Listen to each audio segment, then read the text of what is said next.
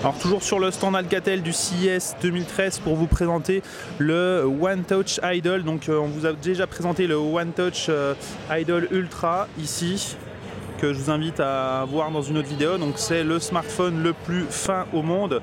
Il fait 6,45 mm. Et cette fois on vous présente donc le One Touch Idol normal, pas la version Ultra, qui lui est un peu plus épais, donc il fait 7,9 mm. Il aurait a priori une meilleure autonomie évidemment, et il est extrêmement léger, c'est-à-dire que là même avec l'antivol et tout, j'ai l'impression de tenir finalement que l'antivol, quoi. Il est vraiment très léger, donc j'ai pas le poids, mais je vous le donnerai dans la vidéo.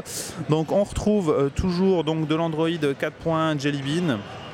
Je vais vous montrer ça, voilà, 4.1.1. Un processeur dual-core 1 GHz, alors que dans la Idol Ultra c'était 1,2 GHz, donc celui-ci est un peu moins haut de gamme comme il est plus épais aussi.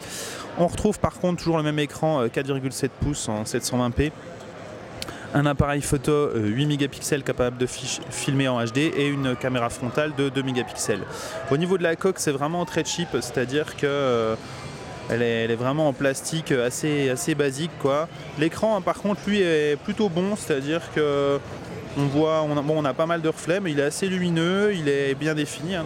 Et donc en haut on a le port audio jack pour casque 3.5 classique, le bouton power, un slot pour la micro SD, ici le réglage du volume, là le port micro USB, et de ce côté là la port pour la micro SIM. Voilà.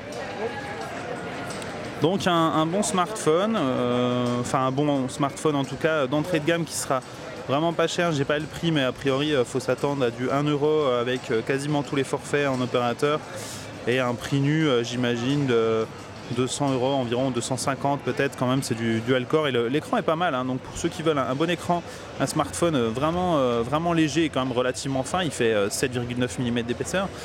Il est plutôt pas mal. Après il faudra voir, voilà, l'autonomie, la qualité des photos, etc. Ça risque de pas être top là-dessus, mais